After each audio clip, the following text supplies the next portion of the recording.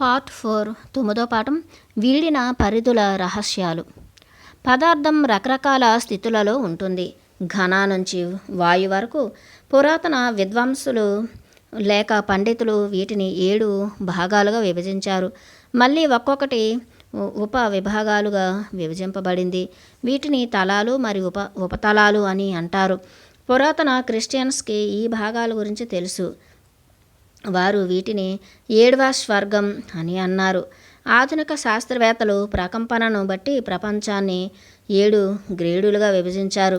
తక్కువ లేక నెమ్మది అయిన ప్రకంపనతో ఉన్నవి ఘన పదార్థాన్ని, ఎక్కువ లేక వేగంగా ఉన్న ప్రకంపనాలు శక్తిని లేక ఎలక్ట్రికల్ పదార్థాన్ని ఉత్పత్తి చేస్తాయి.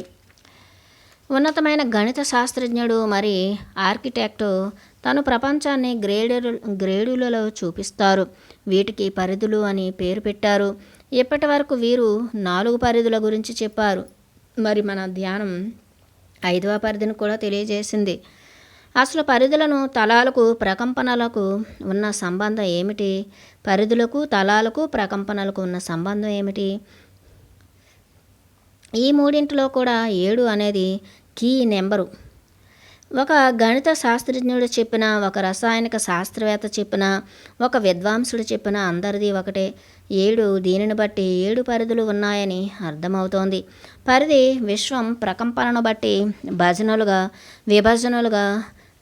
విభజనగా చేయబడినప్పుడు పరిధి విశ్వం ప్రకంపనను బట్టి విభజనలుగా చేయబడినప్పుడు అందులో 1/7వ భాగాన్ని పరిధి అంటారు. 1/7వ భాగాన్ని పరిధి అంటారు. మనం తెలుసుకున్న దాన్ని బట్టి అన్ని పరిధులు సమానంగా ఉంటాయని అనుకోకూడదు. ఇక్కడ విభజన రేఖలు సరిగా ఉండవు. ఈ పరిధులు ఒకదానితో ఒకటి కలిసి ఉన్నట్లుగా ఉంటాయి. ఇక్కడ వరకు ఈ పరిధి అని ఖచ్చితంగా చెప్పలేం. ఒకదానితో ఒకటి మార్పు చెందుతూ ఉంటాయి. దాని ప్రకారం ప్రకంపన పెరుగుతూ తగ్గుతూ ఉంటుంది. ప్రకంపనను పెంచే ముఖ్యమైన పరిస్థితి వేడి. ప్రకంపన తగ్గుతున్నది అంటే వేడి లేకపోవటం వలననే. లోపలికి వెళ్ళే కొద్దీ పరిధులు శక్తివంతంగా ఉంటాయి. మనుష్యులు 4వ పరిధులను అంగీకరిస్తూ అర్థం చేసుకుంటూ మాస్టర్స్గా ఉన్నారు. మనిషి తనకు ఇచ్చిన అవకాశాలకు సగం మాత్రమే వినియోగించుకుంటున్నాడు. తనకి ఒక ప్రపంచానికి ఇచ్చిన మిగతా అవకాశాలను దుర్వినియోగం చేశాడు. 4వ పరిధికి సంబంధించిన విద్యుత్తును, వైర్లెస్ను ఈ సంఘం సరిగా ఉపయోగించుకున్నది. వీటి మూలంగా నివసించే విధానంలో ఎంతో తేడా వచ్చింది. ప్రాథమికంగా మనం అనాగరికంగా ఉండేవాళ్ళం. ఇప్పుడున్న స్థితి అప్పుడుండేది కాదు. రాబోయే ఆవిష్కరణం తర్వాత ఇప్పుడున్న స్థితి అనాగరికమని అనుకుంటాము. ధ్యానం ద్వారా మనం ఎంతవరకు కనిపెట్టగలం అనేది కనుక్కోవాలి. మనిషి భవిష్యత్తులో సాధించాల్సినవి ఎన్ని స్టెప్స్ ద్వారా మనకు అందుతాయో తెలుసుకోవాలి. ధ్యానంలో ఆ సమస్యని లేక ప్రశ్నని క్లియర్గా చెప్పాలి. అభ్యాసం ద్వారా మైండ్ ఏకాగ్రతను సాధిస్తుంది. స్విచ్ని వేసినప్పుడు విద్యుత్ ప్రవహిస్తున్నట్లుగా మైండ్ని సమాచారానికి ట్యూన్ చేస్తే అది ప్రవహిస్తుంది. గ్రంథాల నుంచి తీసుకోకుండా తానున్న పరిధి నుండే సమాచారాన్ని గ్రహించే నైపుణ్యాన్ని పొందుతాడు. 4-5 పరిధుల్లోని సమాచారాన్ని ఆధునిక శాస్త్ర విజ్ఞానం సరిగ్గా ఉపయోగించగలగాలి. ఈథర్ని మాధ్యమంగా ఉపయోగించుకునేవన్నీ 4వ పరిధికి చెందినవి. ఇది 4వ పరిధి నాగరికత. ఇది ఒక్కసారి జరగలేదు. ప్రతిదీ ఒకదానితో ఒకటి కలుస్తోంది. దేనికదే తెలుస్తూ ఉంటుంది. వర్ణం పోతూ ఉంటుంది. తిరిగి చెప్పుకోదగిన సమయంలో మళ్ళీ కనిపిస్తుంది. 3వ పరిధి శకంలోనే 4వ పరిధి చురుకుదనాన్ని చూస్తారు. 5వ పరిధికి సంబంధించిన అవకాశాలను గుర్తిస్తూ ముందుగానే తెలుసుకుంటారు. కొన్ని కిరణాలను డాక్టర్ ఉపయోగిస్తాడు. మరికొన్ని కెమిస్టులు కొత్తగా సింథటిక్ పదార్థాలను తయారు చేయడానికి ఉపయోగిస్తున్నారు. అంటే జీవితంలో ప్రతి చోట ఇవి ఉపయోగపడుతున్నాయి. తల్పశక్యం కానివి కూడా సాధ్యమైనాయి. రేడియో ఐసోటోప్స్ గురించి అదే పనిగా రీసెర్చ్ చేయడం వలన, ఉప పరమాణువుల గురించి తెలుసుకోవటం వలన, స్పేస్ ప్రోగ్రామ్ కాస్మిక్ కిరణాల గురించి ఎంతో కొంత జ్ఞానాన్ని మనకు అందించగలుగుతోంది. పరిధులున్న స్థితి నుంచి పరిధులు లేని స్థితికి, కొలవలేనంత చిన్నదాని నుంచి కొలవలేనంత పెద్ద విషయాల వరకు మనిషి యొక్క సహనంతో కూడిన ఆతృతకు నాలుగవ పరిధి స్థిరంగా తన రహస్యాలను అందిస్తోంది. ప్రాపంచికంగానే కాకుండా అంతర్ప్రపంచానికి సంబంధించి నాలుగవ పరిధి పదంగా ప్రజలు అభివృద్ధి చెందుతున్నారు. ఈ సబ్జెక్ట్ అంతా సైకిక్ అనే పేరుతో వస్తుంది. ఒక సగటు మనిషి సమాధానం ఇవ్వలేని రేడియేషన్స్ ఒక సైకిక్ పర్సన్ సమాధానాలు ఇవ్వగలుగుతాడు. చాలా రకాలైన మీడియంషిప్స్ ఉన్నాయి. అవి: 1 సైకోమెట్రీ, ప్రకంపనలను బట్టి వస్తువు యొక్క చరిత్రను చెప్పగల విద్య. 2 హీలింగ్, రోగాన్ని నయం చేసే శక్తి. 3 క్లెయిర్ వాయన్స్, అలౌకికమైన వాటిని చూడగలగటం. 4 క్లెయిర్ ఆడియన్స్, దూరశ్రవణం. 5 లాంగ్ విజన్, దూరదృష్టి. 6 ప్రోగ్నోస్టికేషన్, రాబో దానిని సూచించుట. 7 ఆటోమేటిక్ రైటింగు, ఆలోచన రహిత స్థితిలో రాయగలగటం. 8 డ్రాయింగ్, చిత్రాలు గీయటం. 9 హిప్నోటిజం, యోగ నిద్ర. 10 మెస్మరిజం, వశీకరణం, ఆకర్షణం. ఈ పైన చెప్పినవన్నీ కూడా సైకిక్ బహుమతులుగా ఎక్కువ సంఖ్యలో ప్రజలను ఆకర్షించడానికి ఉపయోగపడతాయి. వైబ్రేషన్స్, రేడియేషన్స్ అనగానే అవి సైంటిస్టులకు సంబంధించినవిగా, తమకు సంబంధించినవి కానివిగా వదిలేశారు.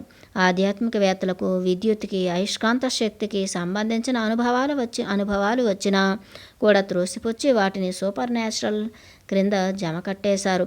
అంటే అవి ప్రకృతి సిద్ధమైనవి కావు, అంతకన్నా ఏవో ఎక్కువైనవని పట్టించుకోలేదు. వీటికి సంబంధించి కొంతమంది క్రిస్టియన్ సైంటిస్టులు తమ రీసెర్చ్ని చూపించినప్పుడు చర్చ్ కానీ, లేక సైన్స్ కానీ, లేక ఆధ్యాత్మికవేత్తలు కానీ ఎవరూ అంగీకరించలేదు. 4వ పరిధి కదలిక బయట వైపుకు సాగుతుంది, కానీ దీనికి పూర్తి విరుద్ధంగా 5వ పరిధి కదలిక లోపల వైపుకు సాగుతుంది. మూలం ఎప్పుడూ దాని ఉత్పత్తుల కన్నా ఎక్కువగానే ఉంటుంది. ఒరిజినాలిటీ అనేది మూలంలో ఉంటుంది. ఎంతవరకు ఏ మార్గాలలో మనిషి ఈ రాజ్యాన్ని ఉపయోగించుకుంటున్నాడు, తమ మైండ్ మీడియంలాగా పనిచేస్తుంది. ప్రతి ఐడియా ప్రేరణ లేక మానసికమైన అలని ప్రపంచ మైండ్ పదార్థం నుంచి తనకున్న చిన్న సొంతమైన మెంటల్ సాధనం ద్వారా గ్రహిస్తున్నాడు. ఎన్నో వేల కిరణాలు తమ నమూనాలని, చిత్రాలని అన్ని వైపులకు రేడియేట్ చేస్తూ ఉంటాయి. అవి విడుదలైన క్షణంలో వాటికి దగ్గర ఫ్రీక్వెన్సీని కలిగిన వారందరూ ట్యూన్ అవుతారు. అప్పుడు కిరణాలు ట్యూన్ అయిన వారి మెంటల్ సాధనంలోకి వెళ్ళి ఫోటో తీయబడతాయి. ఒకే సమయంలో ఒకే విషయాన్ని చాలామంది కనిపెట్టారు, పరిశోధించారు. అంటే ఒకే ఉద్దేశ్యం చాలామందికి కలుగుతున్నది. ఇలా వచ్చిన వారు చాలాసార్లు ఒకే ప్రాంతానికి లేదా ఒకే దేశానికి చెందినవారు కూడా కాదు. ఉదాహరణకు చాలామందిలో ఈ అలలు ప్రవేశిస్తాయి, కానీ వాటిని అమలులో పెట్టిన వారికి పరిశోధించిన పేరు దక్కుతుంది. ఒకే కొత్త విషయాన్ని చాలామంది కనిపెట్టారు. నవలలు కూడా కాపీ చేయబడ్డాయి. అంటే ఇవి నిజంగా కాపీ చేయబడలేదు. వారికి వచ్చిన ఉద్దేశాన్ని వివరించారు. రేడియేషన్ యొక్క శక్తిని బట్టి ఉద్దేశ్యాలు ఉంటాయి. ఈ రేడియేషన్స్ వాతావరణంలో ఊగుతూ ప్రబలమై ఉన్నాయి. ఇవి వ్యక్తి యొక్క నాడి మరి ఫ్రీక్వెన్సీ నుంచి విడుదలవుతున్నాయి. ఈ రేడియేషన్స్ వేటికవే ఉంటూ సొంతంగా ప్రకాశవంతమవుతుంటాయి. ఇవి తరువాత ఇమేజ్ మరి ఫ్రీక్వెన్సీ రెండింటితో కలిసి ముద్రలుగా వస్తాయి. అందువలన వ్యక్తిత్వానికి సంబంధించిన ఇమేజ్ లేక చిత్రాన్ని పూర్ణత్వంలోని ఏ భాగాన్ని నుండైనా తిరిగి పొందవచ్చు. అది దాని మూలం నుంచి ఎంత దూరం వరకు వెళ్ళినా కూడా దానిని మళ్ళీ తిరిగి పొందవచ్చు. ఇక్కడ మూలం నుండి ప్రతి భాగానికి ఒక లైనులో విద్యుత్ ప్రసారం జరగటానికి వీలుంటుంది. ఏ విధంగా అయితే సమాచారాలు మరి ముద్రలు వాటికి సంబంధించిన మూలాల నుంచి పంపబడుతున్నాయో అదేవిధంగా గ్రహించటం కూడా జరుగుతుంది. డాక్టర్ బ్రౌన్ అనే ఆవిడ ఎన్నో ప్రయోగాలు చేసి ఫలితాలను సాధించారు.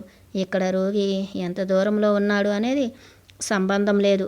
ఆమెకు రోగి యొక్క ఒక రక్తపు చుక్కను అందుబాటులో ఉంచితే దాని ద్వారా అతని యొక్క ఉష్ణోగ్రత, అతనికి ఏమి వైద్యం అందించాలనేది సమస్య ఏ భాగానికి చెందినదో తెలుసుకుని రోగాన్ని నయం చేసే విద్యుత్ ప్రేరణలను ఒక రక్తపు బొట్టు ద్వారా పంపిస్తుంది. అలా తీయబడిన ఫోటోగ్రాఫ్లు రకరకాల పరిమాణంలో కనబడుతుంటాయి. ఎందుకంటే అవి ప్రయాణించిన మార్గంలోని రేడియేషన్ యొక్క శక్తిని అనుసరించి అవి ఉంటాయి. ఇంకా డాక్టర్ బ్రౌన్ చాలా విషయాలు కనుక్కున్నారు. ఒక బంగారపు గని కొంత వ్యక్తిత్వాన్ని కలిగి ఉన్నట్లుగా కనబడుతున్నది. ఒక చిన్న బంగారపు మొక్క ద్వారా దానికి సంబంధించిన మూలం యొక్క ఇమేజ్లను పొందవచ్చు. మనలో సైకోమెట్రీ తెలిసిన వారందరూ దీనిని వివరించగలరు. శాస్త్రీయమైన సైన్స్ ద్వారా కూడా ఇది వివరించబడింది. మనకు శక్తి అతీతంగా ఉన్న శక్తులు ఒకదాని తర్వాత ఒకటి ఆవిష్కరింపబడుతున్నాయి. డాక్టర్ డ్రౌన్ ఇంకొక ముఖ్యమైన విషయాన్ని వివరించారు. ప్రపంచంలోని అన్ని జీవుల్లోనూ ఒక అవయవానికి సంబంధించిన కణజాలం ఒకే వైబ్రేషన్తో నడపబడుతున్నది. ఒక ప్రభువు లేక మనిషి యొక్క గుండెలోని కణజాలం, వేళ్ళు లేక ఎగిరే వాటిల్లో ఉన్న గుండెలోని కణజాలంలోనూ ఒకే రకమైన ఫ్రీక్వెన్సీ ఉంది, ఒకే డిజైన్ ఉంది. అలాగే ఏ జీవిలోనైనా కాలేయానికి సంబంధించిన కణజాలం ఒకే రకమైన వైబ్రేషన్ కలిగి ఉంది.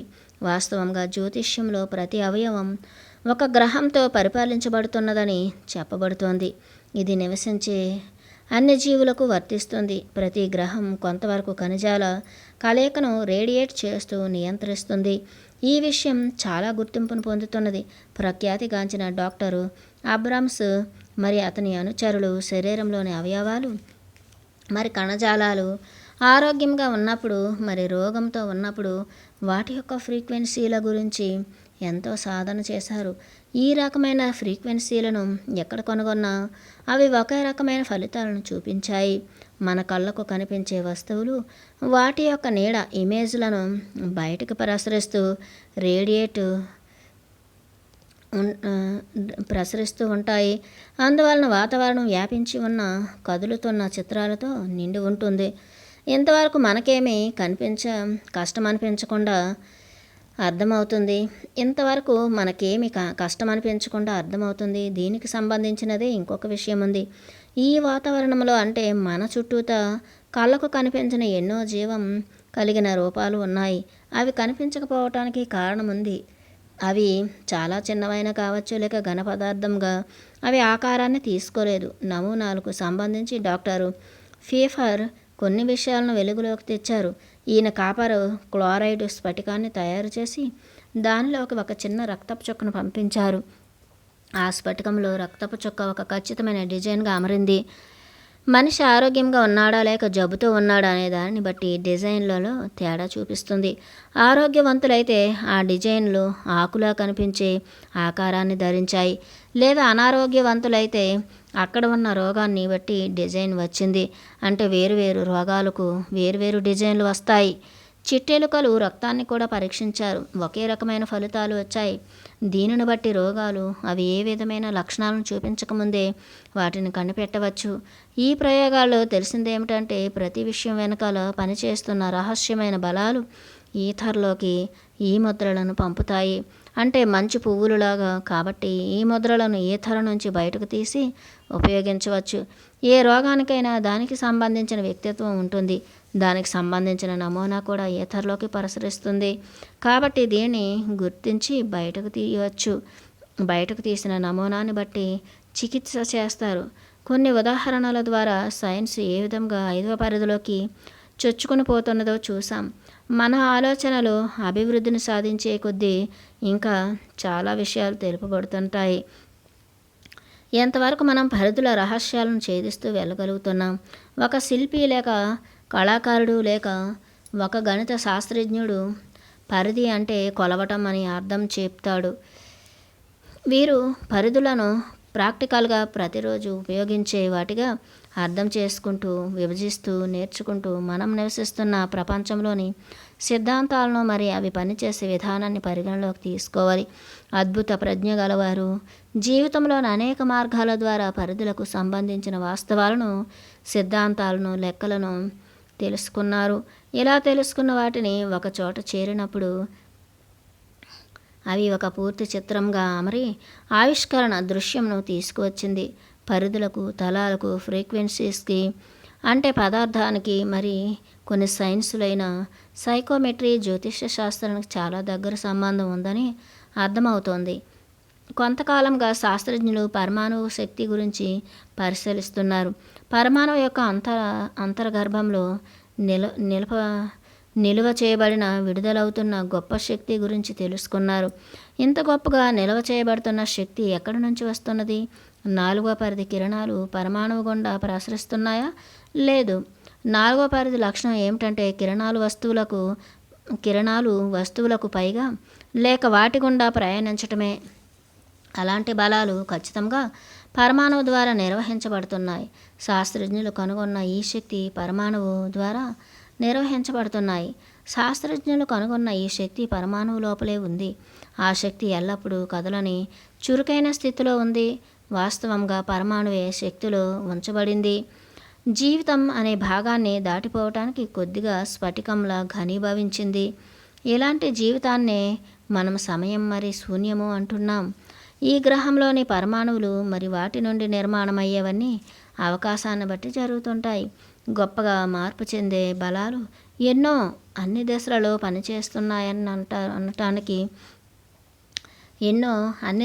పనిచేస్తున్నాయనటానికి సాక్ష్యంగా జీవితం అనే అద్దం మీద మంచు పువ్వులను చూపిస్తున్నాయి. ఎన్నో ఆకారాలు ఉన్న ప్రస్తుత సమయంలో కొన్ని మాత్రమే ఈ అద్దం చేతికి చిక్కి ఘనీభవిస్తున్నాయి. పరమాణువు లోపల ఉన్న గొప్ప బలం ఐదవ పరిధి రాజ్యానికి సంబంధించినది కాదు. ఇది నమూనాలకు, ప్రణాళికలకు సంబంధించిన పరిధి. దీనినే మైండ్ పరిధి అనవచ్చు. కానీ అన్ని వస్తువులను లేక విషయాలను నడిపిస్తున్న బలం వేరు. ఇది ఖచ్చితంగా మనస్సును తెలియజేయటం లేక దాని అభివృద్ధిని తెలియచేయటం. ఈ దైవశక్తి పరివర్తన జరిగేలా ముందుకు నడుపుతోంది. మరి ఇప్పటికీ అదే మన గ్రహాన్ని నిలబెట్టగలుగుతోంది. ఈ బలం మనల్ని ఇంకా ఉన్నతమైన పరిధులకు తప్పకుండా పంపిస్తుంది. శాస్త్రీయ పరిశోధన ఒకదాని తరువాత ఒకటి పరిధుల యొక్క ముసుగులను తొలగిస్తుంటే వీటిలోని రహస్యమైన విషయాలను తేలికగా నమ్ముతూ నేర్చుకోవటానికి మానవజాతి కోసం ఎదురు చూస్తున్నాయి. లేక పరిస్థితులను మారుస్తూ అనివార్యమైన సంఘటనలోకి తోసి మార్పులు సంభవించేలా చేస్తాయి. మనిషి యొక్క చరిత్రలో ఎన్నో గొప్పవైన యుగాలు పరిధులను, ఖచ్చితమైన అనుభవాల యొక్క స్థితులను మరియు పరివర్తనాన్ని చూపిస్తాయి. ఒకదాని తరువాత ఒకటి వచ్చిన యుగాలలోనే కాకుండా ఎల్లప్పుడూ పరిధులు అక్కడే ఉన్నాయి. అవి కూడా ఒకదానిలో ఒకటి చొచ్చుకుపోయి ఉన్నాయి. చివరికి అన్ని విషయాలు లేదా వస్తువులు ఐక్యతను పొందవలసిందేనని అవి చాటి చెబుతున్నాయి. ప్రతి ఒక్క పరిధి తన వంతు భాగాన్ని నడిపిస్తుంది. బహుశా పరివర్తన దిశగా ఆలోచిస్తే 7 యుగాలుగా చెప్పవచ్చు. జీవికి సంబంధించిన సిద్ధాంతాలను ఇవి అనుసరిస్తున్నాయి. భౌతిక ప్రపంచం సృష్టించిన అస్థిరత అనే సిద్ధాంతాన్ని కూడా అనుసరిస్తాయి. కానీ ఎల్లప్పుడూ ఈ పరిధులలో ఒకటి ఎక్కువ శక్తి కలిగి ఉండి మిగతా పరిధులను నియంత్రిస్తుంది.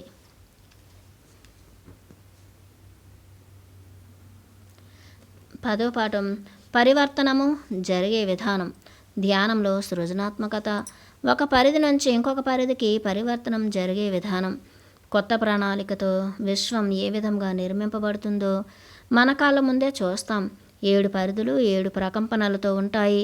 శక్తిని ఉపయోగించి తిరిగి విడుదల చేయటం వలన ప్రకంపనలు మార్చి స్పీడును పెంచవచ్చు. జీవితంలో ఏ దశనైనా ఉన్నత పరిధిలోనికి మార్చవచ్చు. ఉదాహరణకు మొక్క కార్బన్ని మిగతా మూలకాలని తీసుకుని అణువుల చర్యల మూలంగా శక్తిని విడుదల చేస్తుంది.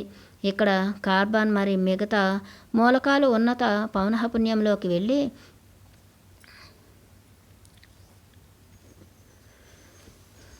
కణ జీవితానికి అవసరమైన షుగర్లు కార్బన్ మరి మిగతా మూలకాలు ఉన్నత పౌనఃపున్యంలోకి వెళ్ళి కణ జీవితానికి అవసరమైన షుగర్లు, లవణాలు ఉత్పత్తి అవుతాయి. మనిషి మొక్కను ఆహారంగా తీసుకుంటాడు. అందువలన మొక్కలో ఉన్న ఈ షుగర్ మరియు లవణాలను ఆలోచనలుగా మారుస్తాడు. ఇవి సున్నితమైన రేడియేషన్స్ రూపంలో మనిషి ఆరా నుండి బయటకు వెళ్తాయి. భూమిలో ఘన పదార్థంగా ఉన్న ఈ కార్బన్ గాలిలోకి విడుదలై గ్రహం నుండి గ్రహానికి ఈ రేడియేషన్స్ ద్వారా వెళుతుంది. ట్రాన్స్మ్యూటేషన్ ఒక పదార్థం ప్రకంపన ద్వారా వేగవంతమవుతూ ఉన్నత ప్రకంపనానికి మార్పు చెందుతూ వేరే పరిధిలోనికి మారటాన్ని ట్రాన్స్మ్యూటేషన్ అంటారు. ఏ పదార్థమైనా తక్కువ ప్రకంపనకు తగ్గించబడవచ్చు, అంటే క్రింద వైపుకు మార్పు చెందవచ్చు, అంటే ఘనపదార్థంగా మారి పరిధులు మారవచ్చు. దీనిని క్రిస్టలైజేషన్ అంటారు. ఎక్కువ ప్రకంపన నుండి తక్కువ ప్రకంపనకు మారటం అంటే ట్రాన్స్మ్యూటేషన్. క్రిస్టలైజేషన్ వ్యతిరేక చర్యలు. ఉదాహరణకు మనిషికి ఉన్నత పరిధుల నుండి దివ్య సమాచారం అందుతూ ఉంటుంది. ఇది 5వ పరిధికి చెందినది. దీని మీద పనిచేస్తే ఇది 4వ పరిధికి చెందిన ఆలోచనగా మారుతుంది. ఇది తిరిగి 3వ పరిధికి చెందిన ఒక కళగానో, సాహిత్యంగానో లేక సైన్స్గానో రూపాన్ని తీసుకుంటుంది, అంటే ఘనపదార్థంగా మారుతుంది. అందువలన దివ్య సమాచారము పరిధులను దాటి పదార్థంగా భూమి పరిధిలోకి వస్తుంది. అలాగే భూమిలో ఉండే ఒక మూలకము ఆలోచనగా మారి దివ్య సమాచారాన్ని గ్రహిస్తుంది, అంటే దివ్య సమాచారము కూడా ఖనిజాలుగా మారుతుంది. ఈ చక్రము మనకు స్పిరిట్, ఆత్మ పదార్థానికి ఉన్న సంబంధాన్ని చూపిస్తుంది. పదార్థం శక్తి. పదార్థం శక్తిగా మారుతుంది, తిరిగి శక్తి పదార్థంగా మారుతుంది. అంటే ఇక్కడ ఏది నశించటం లేదు, రూపాన్ని మార్చుకుంటున్నాయి అంతే. మనిషి ముసలితనంలో శరీరము, మెదడు రెండూ ఘనీభవించబడతాయి. వ్యక్తిత్వానికి, మైండ్కి దూరం చేయబడతాయి. ఈ వేరు చేయబడటం ఎక్కువైనప్పుడు, అంటే ఈ ఖాళీ ఎక్కువైనప్పుడు మరణం సంభవిస్తుంది. అందువలన మ్యూటేషన్ ఏ పరివర్తన రహస్యం. అన్ని ప్రకంపనలు కూడా స్థిరంగా మార్పు చెందుతూ ఉంటాయి. తక్కువ నుంచి ఎక్కువ పౌనఃపున్యానికి ట్రాన్స్మ్యూటేషన్ జరుగుతుంది. దీని ఫలితంగా కనిపించే దిశ నుండి కనిపించని దిశకు మారుతుంది. మనిషి, జంతువు, మొక్క ఇవన్నీ కూడా ట్రాన్స్మ్యూటేషన్ చెందుతూనే ఉంటాయి. ఉదాహరణకు నీరు నీటి ఆవిరిగా మారుతుంది. నీరు నీటి ఆవిరి. కోల్ గ్యాస్గా మారుతుంది. Coal gas. ప్రకృతి సిద్ధమైన విధానాలను వేగవంతం చేసేది ట్రాన్స్మ్యూటేషన్. నిజంగా భూమి అంతా ట్రాన్స్మ్యూటేషన్లో ఉంది. బరువుగా, గరుకుగా ఉండేవన్నీ నెమ్మదిగా మాయమవుతూ వాటి స్థానంలో కొత్తవి ఉన్నతమైన ప్రకంపనలు ఆక్రమించుకుంటున్నాయి. సంఖ్యాపరంగా చూస్తే మాత్రం సమానంగా ఉంటాయి. మొత్తం భూమి వేడిగా, తేలికగా అవుతోంది. సున్నితంగా, శక్తివంతమైన పదార్థంతో నింపబడుతోంది. స్థిరంగా, వేగవంతమవుతోంది. ఇది మన గ్రహంలోనే జరుగుతున్నదా లేక మొత్తం సూర్య కుటుంబంలో జరుగుతుందా? ఈ పద్ధతి నెమ్మదిగా, సున్నితంగా జరుగుతోంది. తొందరలోనే కొన్ని అద్భుతమైన మార్పులు కూడా జరిగే అవకాశం ఉంది. మనుషుల్లో ఈ ట్రాన్స్మ్యూటేషన్ బాగా స్పష్టమవుతోంది. మానవజాతి ఖచ్చితంగా దానికి సున్నితంగా ఉండి సర్వీస్గా ఉంటూ మేధస్సు పరంగా ప్రేరేపితులై క్లిష్టంగా ఉంటారు. ప్రతిదీ కూడా మూలంలోకి తిరిగి తీసుకోబడుతుంది. ప్రకృతి యొక్క అంతర మేధస్సు మనుష్య జాతి పరివర్తనకు కావలసిన సాధనాలు. కాలం ద్వారా జీవితం వరుసవారీ చక్రంగా జరుగుతోంది. కాంతి లేక జీవిత బలం, శక్తి లేక వేడిలాగా ఘనీభవించి తర్వాత గ్యాస్గా, ద్రవంగా మారి చివరికి ఘనపదార్థంగా మారుతుంది. ఈ చక్రం మళ్ళీ తిరిగి జరుగుతూనే ఉంటుంది. ఘనపదార్థం ద్రవంగా, ద్రవంగా, గ్యాస్గా, గ్యాస్ శక్తిగా, శక్తి కాంతిగా మారుతుంది. ప్రతిసారి ఈ చక్రం పూర్తవుతూనే ఉంటుంది. అయినప్పటికీ కాంతి ఎక్కువగా, ఘనపదార్థం తక్కువగా ఉంటుంది. తక్కువగా ఉంటుంది. ఎక్కువగా ఉన్నత వేగంతో కూడిన వైబ్రేషన్స్ ఉంటాయి. చాలా తక్కువ వేగంతో కూడిన వైబ్రేషన్స్ ఉంటాయి. ఇది ఎందుకంటే ఉన్నత పరిధులు లేక ఉన్నత ప్రకంపనయే తక్కువ శక్తి ఉన్న వాటిని పరిపాలిస్తాయి. ఇదే ముఖ్యమైన సూత్రం.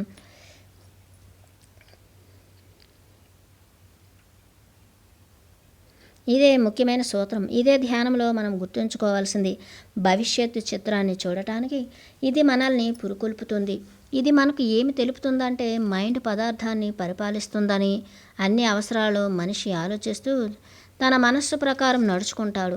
అయితే అసలైన మనస్సును ఉపయోగించాలి. మనస్సే మైండ్కి దిశగా పనిచేస్తుంది. ఎంతోమంది పదార్థం ఘనీభవించడం వలన భూమి నిర్మాణం అయ్యింది.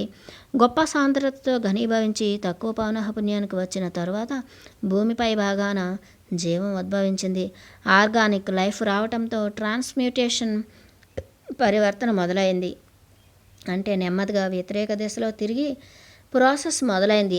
అందువలన బరువుగా ఉన్న భౌతిక పదార్థం అంతా మాయమవుతూ ఉంది. ఇది నెమ్మదిగా 4వ పరిధిలోకి రేడియం చర్యల వలన ఖనిజ మొక్క రాజ్యాలు తర్వాత 5వ పరిధికి చెంది ఆర్కిపెటల్ డిజైన్గా వెనక్కి తీసుకోబడింది.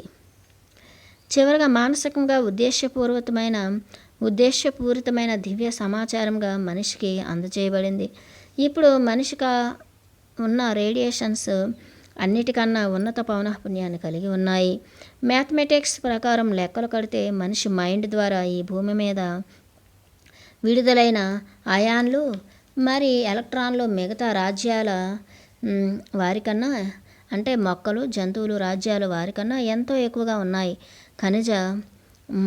ఖనిజ మొక్క మొదలైన రాజ్యాలలో అయాన్లు ఎలక్ట్రాన్లు విడుదలవ్వటం అనేది చాలా నెమ్మదిగా జరుగుతోంది. సగటు వ్యక్తితో పోల్చినప్పుడు ఒక ఉన్నత పాజిటివ్ మానసిక స్థితిలో ఉండేవారి రేడియేటరీ ప్రభావం చాలా ఎక్కువగా ఉంటుంది.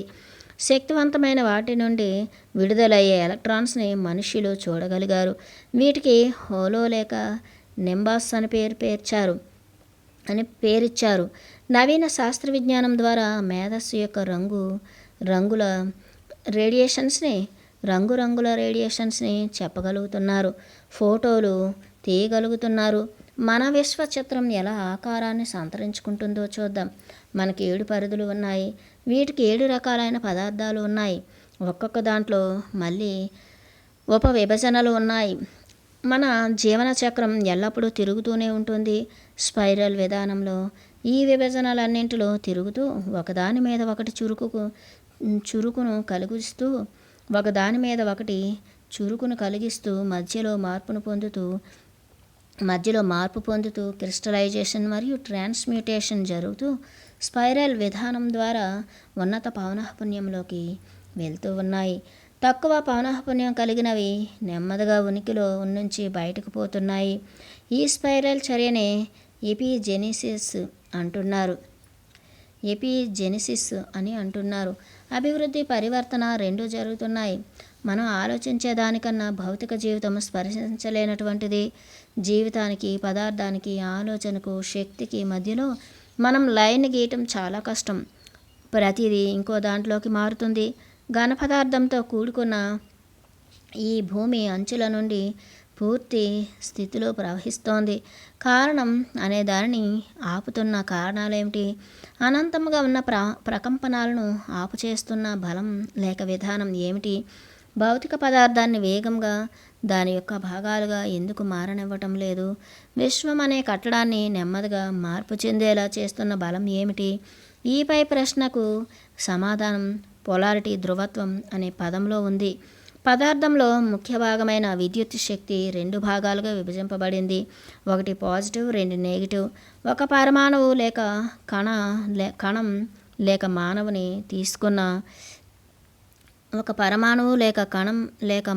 తీసుకున్న ఈ 2 రకాలు ఎప్పుడూ సమానంగా ఉండవు. ఇవి 2 సమంగా మారటానికి ఎల్లప్పుడూ ప్రయత్నిస్తూనే ఉంటాయి. ఈ సంఘర్షణలో కేంద్రం మ్యాగ్నెటిక్ పోల్ ధ్రువాన్ని కలిగి ఉంటుంది. ప్రతి జీవం ఉన్న దాంట్లోనూ ఇది ఉంటుంది. విద్యుత్ రూపంలో మనకు భౌతికంగా జీవితం చూపించబడుతోంది. ఒక పరమాణువులో ఇలాంటి ధ్రువం ఉంటుంది. అంటే ఏ పదార్థం తీసుకున్నా పరమాణువు లేకుండా ఉండదు. కాబట్టి గ్రహం మరి సూర్య కుటుంబంలో కూడా ఈ ధ్రువాలను ఉత్పత్తి చేస్తూ వాతావరణంలో అన్ని డిగ్రీలలో అన్ని దిశలలో ప్రయాణిస్తూ ఉన్నాయి. ఇవి ఒకదానికొకటి కలుసుకుని విడిపోతూ ఉంటాయి. ఎందుకంటే అవి ఎప్పుడూ ఒకే బలాన్ని కలిగి లేవు. అసమానత కలిగిన వ్యతిరేకమైన ఈ 2 బలాలు పాజిటివ్ మరి నెగిటివ్ గాలిలో కలుస్తూ ఒక రకమైన ఒత్తిడిని ఈథర్లో కలుగు చేస్తాయి. ఈ ఒత్తిడి చుట్టూతా ఒక వర్టెక్స్ సుడిగాలి తయారవుతుంది. ఈ వార్టెక్స్ గుండ్రంగా తిరగటం వలన పరమాణువు ఈ భౌతిక జీవితంలోకి విడుదల చేయబడుతుంది. పాజిటివ్ మరి నెగిటివ్ విద్యుత్ ధ్రువాలు లేక బలాలు అసమానంగా లేక అస్థిరంగా కలుసుకోవటం వలన పరమాణువు తయారవుతుంది. పరమాణువు నిర్మాణం క్వాలిటీ పాజిటివ్ నెగిటివ్ ఎలక్ట్రాన్ల విద్యుత్ రేణువులు అమరిక వలన ఏర్పడుతుంది. ఈ పాజిటివ్ ఎలక్ట్రాన్స్ ప్రోటాన్స్ లేదా కేంద్రకాన్ని ఏర్పరుస్తాయి. పాజిటివ్ ఎలక్ట్రాన్స్ కేంద్రకం ప్రోటాన్, నెగిటివ్ ఎలక్ట్రాన్స్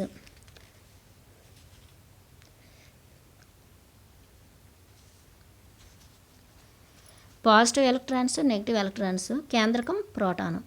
నెగిటివ్ ఎలక్ట్రాన్లు కేంద్రకం చుట్టూతా సుడులుగా తిరుగుతూ ఉంటాయి.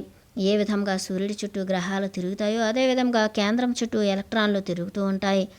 బయట వైపు ఉన్న ఈ నెగిటివ్ ఎలక్ట్రాన్లు పరమాణువుల బయట ఉన్న దేనికైనా ఆకర్షించబడతాయి, కొన్నిసార్లు విడుదలైపోతాయి.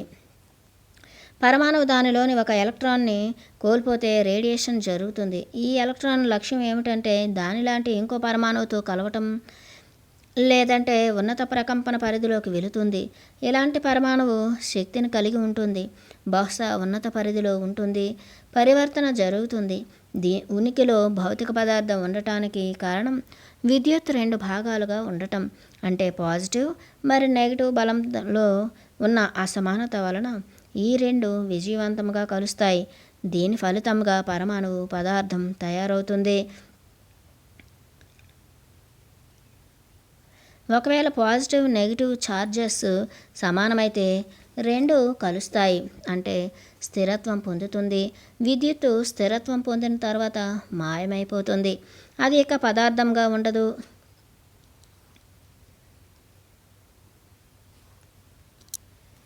మొదట మనిషి గుహ జీవితంలో ఉండేవాడు. ఇక్కడ వేరుపరచటం ఎక్కువ. తర్వాత కుటుంబ జీవితానికి వచ్చాడు. తర్వాత ఊరు, ప్రాంతీయత, మరి ఇప్పుడు జాతీయత. ఇంకా వేరుపరిచే విధానం కొంత మిగిలే ఉంది, అది అంతర్జాతీయత. అంతర్జాతీయంగా అందరూ కలిసి ఉన్నప్పుడు పరివర్తన తన దారిలో తాను పనిచేసినట్లు ప్రతి మనిషి ప్రపంచ పౌరుడిగా జీవించినప్పుడు ఈ విశ్వాన్ని ఒక క్రమంలో పెట్టడానికి వీలవుతుంది.